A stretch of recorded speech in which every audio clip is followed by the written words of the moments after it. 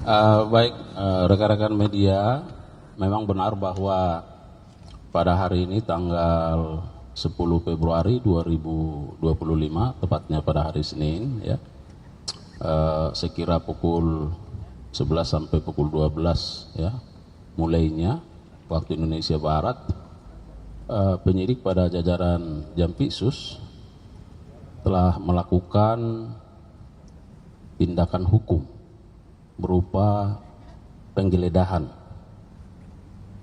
di Direktorat Jenderal Minyak dan Gas Bumi pada Kementerian SDM di Jalan Rasuna Said, Jakarta Selatan. Tentu penggeledahan ini dilakukan terkait dengan penanganan perkara dugaan tindak pidana korupsi dalam tata kelola minyak mentah dan produk kilang pada PT Pertamina, subholding dan kontraktor kontrak kerjasama atau KKKS tahun 2018-2023. Rekan-rekan media, dapat kami sampaikan bahwa pada penggeledahan mulai dari pagi menjelang siang hingga sore hari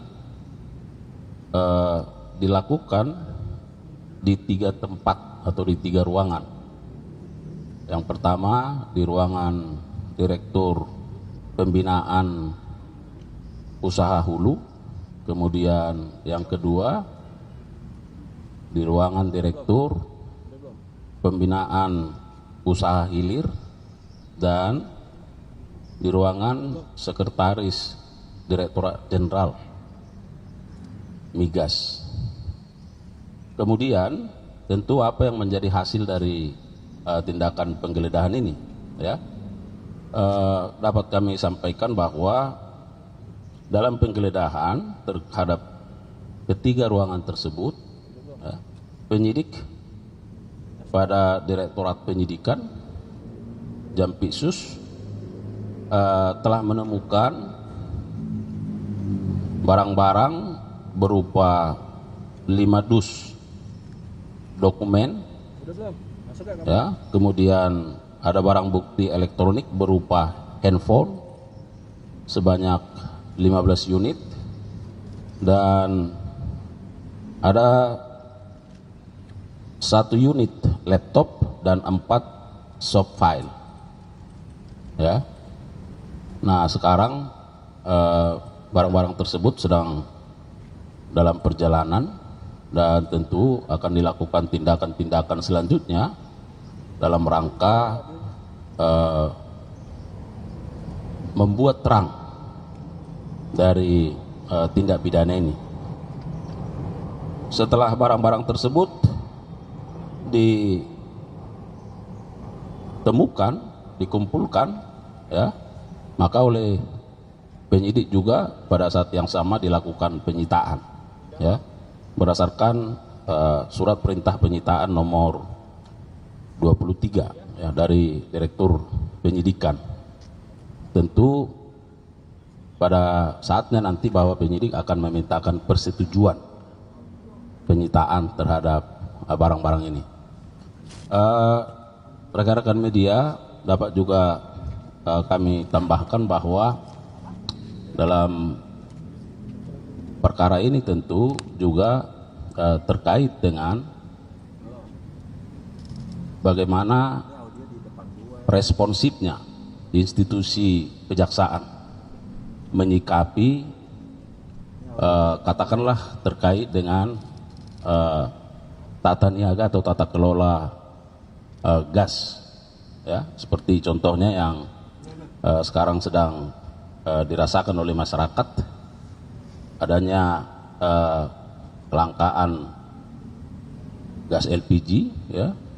Nah, itu juga menjadi perhatian dari penyidik karena juga terkait dengan subholding atau terkait dengan tata kelola, ya, di dalam perkara ini. Oleh karenanya kami juga tambahkan bahwa penyidik hingga saat ini sudah mengumpulkan setidaknya bukti-bukti berupa keterangan saksi ya terhadap 70 orang saksi dan sudah dilakukan pemeriksaan ya, termasuk satu ahli terkait dengan keuangan negara. Tetapi rekan-rekan media perlu juga kami tegaskan bahwa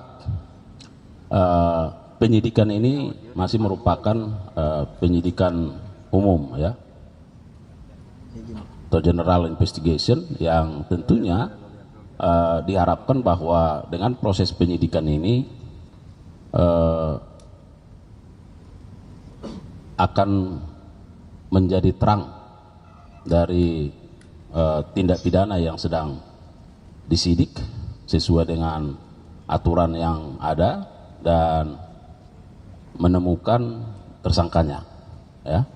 Jadi harus kita pahami bahwa ini masih proses penyidikan yang masih mengumpulkan berbagai bukti-bukti ya, dan salah satunya tentu melalui upaya penggeledahan pada siang hingga sore hari ini yang dilakukan oleh penyidik. Tentu semua itu adalah dalam rangka bagaimana tindakan ini membuat terang tindak pidana ini dan menemukan tersangka atau pelakunya. Saya kira itu rekan-rekan media yang bisa kami sampaikan pada sore hari ini sesuai dengan pertanyaan yang disampaikan oleh media.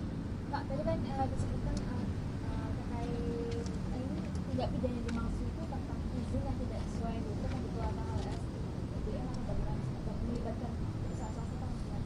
Ya, itu semua nanti akan menjadi bagian dari proses penyidikan ya, karena kalau menyangkut masalah tata kelola tentu di situ apakah soal perizinannya, apakah soal kerjasamanya dengan pihak-pihak lain, apakah ada misalnya di situ hal-hal yang bersifat pemberian dan seterusnya.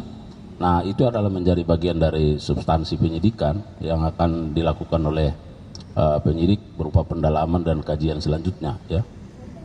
Yang diperiksa salah satunya ruangan sekretarisnya Dirjen Migas, tapi ruangan Direktur Migasnya Pak Ahmad Mustasya diperiksa juga. Tadi sudah disampaikan 3 ruangan ya. Ya, jadi ya 3 ruangan itu karena barangkali dari sisi administrasi ada di Sesdijen ya, kemudian mungkin secara operasional ada di direktur ya. Ada yang lain?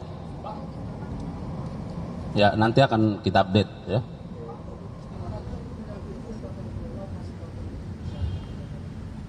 Ya, nanti semua itu makanya dikatakan terkait dengan tata kelola ya. Nah, kalau boleh saya mungkin bacakan ya sedikit kasus posisinya supaya ada pemahaman ya. Bahwa pada tahun 2018 dikeluarkan Peraturan Menteri SDM nomor 42 tahun 2018 tentang prioritas pemanfaatan minyak bumi untuk pemenuhan kebutuhan dalam negeri ya. Dengan tujuan PT Pertamina diwajibkan untuk mencari minyak yang diproduksi dalam negeri untuk memenuhi kebutuhan dalam negeri dan kontraktor-kontrak kerjasama atau KKKS swasta diwajibkan untuk menawarkan minyak bagian KKKS swasta kepada PT Pertamina. Nah, itu tadi pertanyaannya ya. Jika penawaran tersebut ditolak oleh Pertamina, maka penolakan tersebut digunakan untuk mengajukan rekomendasi ekspor sebagai salah satu syarat untuk mendapatkan persetujuan ekspor. Bahwa dalam pelaksanaannya KKKS swasta dan Pertamina dalam hal ini ISC dan atau PT KPI berusaha untuk menghindari kesepakatan pada waktu penawaran yang dilakukan dengan berbagai cara.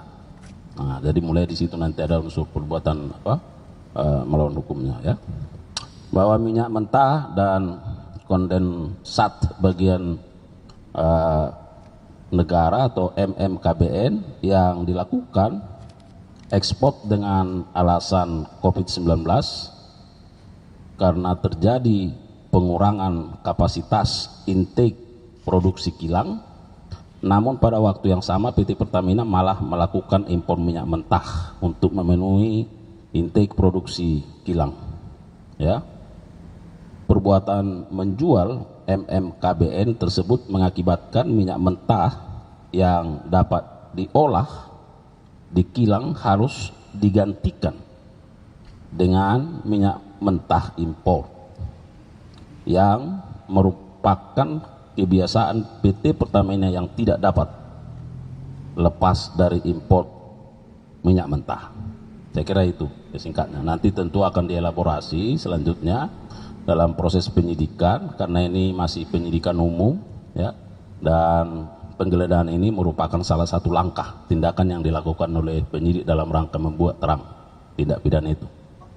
Baik. Ya, ini masih penyidikan umum, itu yang disebutkan tadi. Ini penyidik sedang mengumpulkan bukti-bukti, ya, sebanyak mungkin bukti untuk membuat terang tindak pidana ini.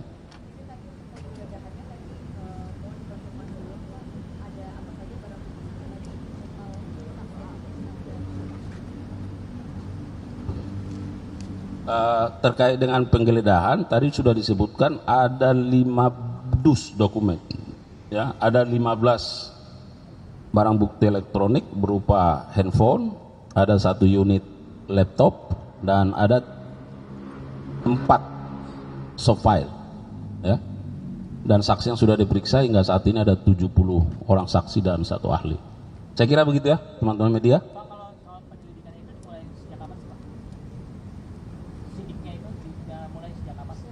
Penyidikannya sejak ini surat perintah penggeledahan, ya.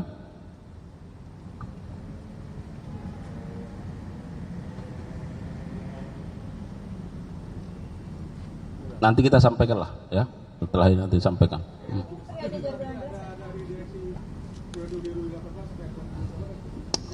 2018 sampai 2023. Nanti kita cek, ya, siapa-siapa yang, karena yang disampaikan ada 70 saksi yang sudah diperiksa. Saya kira begitu ya. Ya, makasih ya. Hah? Apa lagi? Iya. Tadi sebenarnya di JPU kan bilang kalau apa di Makassar tuh waktu tahu bahwa ini penyelesaian kasus menjawab bahwa nanti saya pertimbangkan dulu. Berarti dalam pertemuan itu Susilo tidak menolak secara tegas tawaran itu, gimana Pak? Ya, ini kan baru pembacaan surat dakwaan. Ya, pembacaan surat dakwaan tentu akan berproses. Nanti kita ikuti bagaimana proses pembuktiannya di persidangan, ya. Nah, apakah ada fakta-fakta yang fakta itu menunjukkan ada bukti permulaan yang cukup, ada keterlibatan pihak-pihak lain di situ. Nah, itu nanti akan terus bergulir, ya.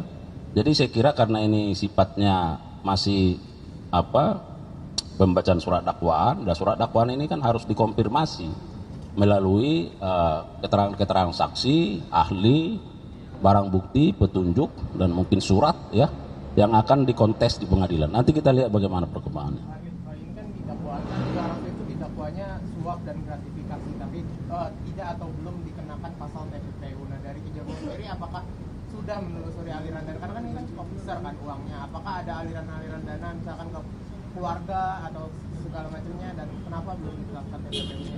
Nah, kemarin sewaktu di awal ini kan terkait dengan permufakatan jahat, ya. Nah, makanya pasal-pasalnya itu adalah pasal-pasal suap dan gratifikasi. Ini dulu yang dimajukan, bahwa nanti dalam proses perkembangannya, dalam proses persidangan, bahwa ada pihak-pihak yang menikmati misalnya, ya, tidak tertutup kemungkinan. Nah, tapi kami harus profesional dalam